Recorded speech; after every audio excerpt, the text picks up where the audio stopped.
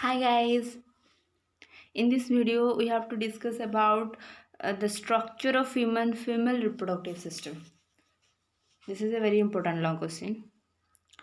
So we knew that what is reproduction from the previous video, that reproduction is the production of new young ones of its own type is called reproduction.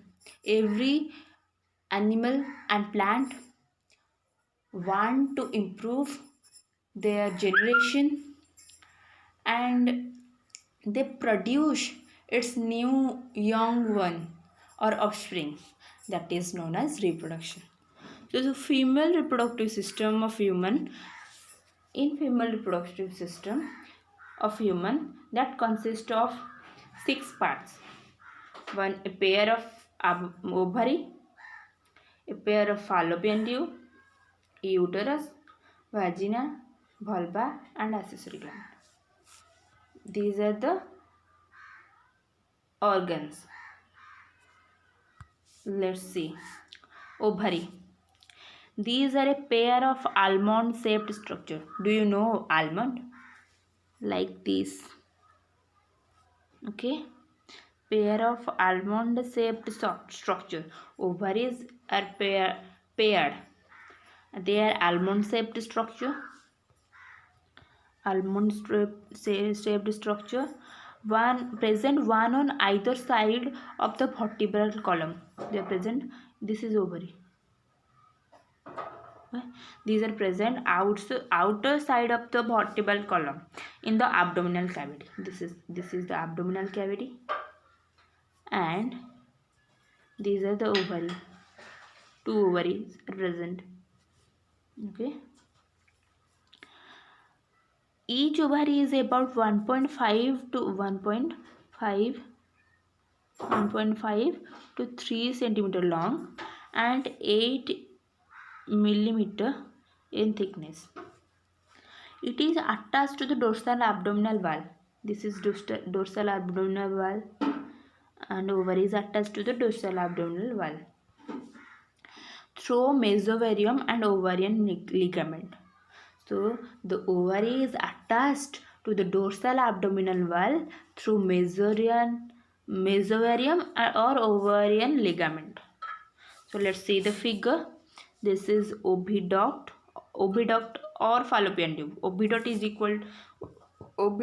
and fallopian tube are same. It's a two different name. Oviduct, fallopian tube. This is oviduct or fallopian tube. Space is baby developed. That means it is placenta will form in this. This is ovary. This is cervical canal. This is cervix, and this is uterus. Okay, this is vulva, and this space is called hymen, and this is vagina. This is all about the total female reproductive system. Okay, I'll remove. You can screenshot this page. Next, history of ovary. That means anatomical structure or internal structure of ovary. Histologically, the ovary consists of outer cortex, inner medulla. So ovary is covered with outer cortex and inner medulla.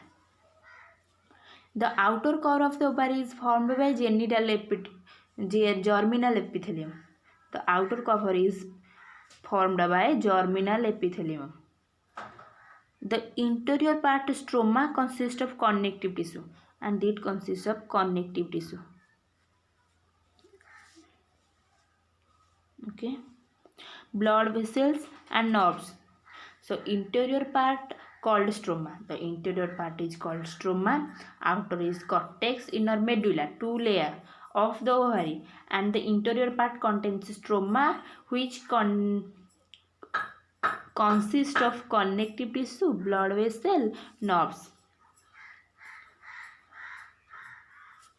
And about 8 to 10 ovarian follicles or Graafian follicles, that is called Graafian follicle. Mature Graafian follicle are called ovarian follicle. 8 to 10 ovarian follicles developed from the germinal epithelium. In this germinal epithelium passed into stroma. Passed into stroma. A primary follicle is formed of an oogonium and mature to become the Graafian follicle. Ovarian follicular transport to the stroma, and only primary follicle is formed in oogonium, that means in ovary, and mature to become a Graafian follicle, to form a Graafian follicle. Okay, so next, what is Graafian follicle? There will be a question in our mind. What is Graafian follicle? So a mature Graafian follicle is surrounded by a thick, the mature follicle are called Graafian follicle, and that mature Graafian follicle is surrounded by a thick layer. It's differentiated to outer theca externa and inner theca interna. So it is covered by two layer. Again, it is covered by two layer: outer theca externa and inner theca interna. This is Graafian follicle. See the figure. Okay, theca interna and outer theca externa. Next, the follicle possesses a large follicular cavity or antrum which is filled with liquid follicle. This is important. The follicle possesses a large follicular cavity. There will be large cavity or space, that is called antrum. That is called antrum, which is filled with liquid follicle that supply nutrient to the egg. That these liquid follicle supply nutrient to the egg. So see the antrum. What is antrum? This space is called antrum. Is there any? There is no. This is not signified, but this is antrum. This large space cavity is called antrum. Okay. The follicular cavity separates the outer layer of the cell's membrane granulosa from the discus proligerus, a mass of cells containing the ovum. The follicular cavity separates the outer layer of the cells. After that, the follicular cavity separates the outer layer of the cells membrane granulosa from the discus proligerus, a mass of cells containing the ovum. The ovum again surrounded by vitelline membrane. The membrane which surrounds the ovum, that membrane is called vitelline membrane. Around this membrane is a non-cellular membrane called zona pellucida. There are three membranes which is surrounded to the ovum. One is vitelline membrane, the zona pellucida.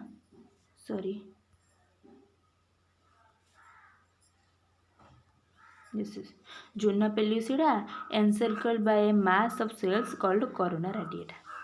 Zona pellucida, the zona pellucida encircles a mass of cells, that is called corona radiata. This is membrane granulosa, basement membrane, theca interna, theca externa. Follicular cavity fluid, that is liquid follicle present. Liquid follicle, and that cavity is called antrum. Discus proligerus, this is discus proligerus, zona pellucida, corona radiata, germ hills, and this is the center part in the this is ovum. Okay, you can screenshot. So the mature Graafian follicle later moves to the surface of the ovary to release ovum. From Graafian follicle, mature Graafian follicle, we get the ovum. Following this release of ovum known as ovulation. The release of ovum is known as ovulation. The rest of follicle transfer into the yellow body called corpus luteum. After that, it take rest and the rest of follicle transform into the, after getting the ovum or ovulation, the rest part of the follicle are yellow in color, which is known as yellow body. That means this is yellow in color, that is known as corpus luteum. It secretes progesterone to remain pregnancy. To get remain pregnancy, it secretes a hormone that is progesterone. However, if fertilization does not take place, if the fertilization does not take place, that means sperm and ovum are not, that means sperms and ovum are not composed to form a zygote, that is called fertilization. If the fertilization does not take place, then the corpus luteum disintegrates into white scar. That scar is white in color. Okay, remember it. White scar called corpus albicans, which is very important. In this term, we have to remember corpus luteum and yellow color corpus luteum and white scar corpus albicans. This is released to remain pregnancy by the hormone progesterone, and if the fertilization does not take place, then it disintegrates to the corpus luteum, disintegrates into white scar in ovary, that is called corpus albicans. Next, we have to know what is fallopian tube or oviduct. Fallopian tube or oviduct is a muscular short tube of about 12 centimeter. What is fallopian tube? This is oviduct. This is a muscular tube. So, fallopian tube is a muscular short tube of about 12 centimeter. The length of the fallopian tube is 12 centimeter, and it extends from ovary up to uterus. The tube which extends from ovary to the uterus, that tube is known as fallopian tube or oviduct. Okay. The function of this tube is to transport ovum from ovary to uterus. That means the main function of the fallopian tube is that it transports the ovary from, it transports the ovum from ovary to uterus. Fertilization occurs in the upper part of the fallopian tube. It is provided with ciliated cells for easy passage of egg. Again, in this session, this is not described, but fallopian is also divided into three parts. That is infundibulum,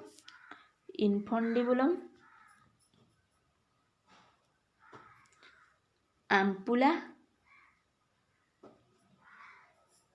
and isthmus.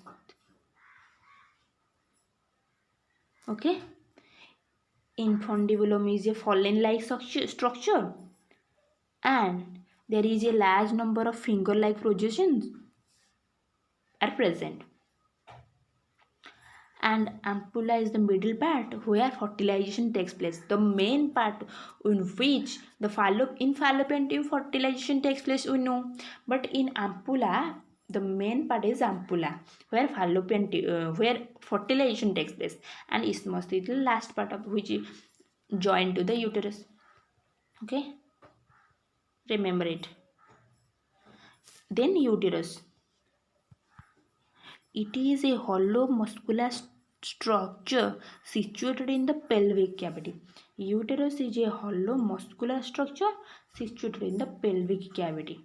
It is about 7.5 centimeter long and 5 centimeter in width. It has, you can understand it. I can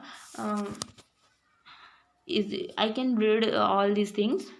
This is very simple, so you can understand this. Its length is 7.5 centimeter and width is 5 centimeter. It has upper fundus, middle body, and lower cervix. So the uterus is again divided into three parts. That is fundus. Upper is called fundus, middle body, and lower cervix. The cervix would open into vagina by external orifice. The opening of cervix into vagina. The opening of cervix into vagina is known as external orifice. And the thick uterine wall is highly vascular and accommodates the fetus stillbirth. The thick uterine wall, okay, is highly vascular and accommodates for the fetus stillbirth. Again, we can write uterus is divided into three parts. That is fundus, body, and cervix. And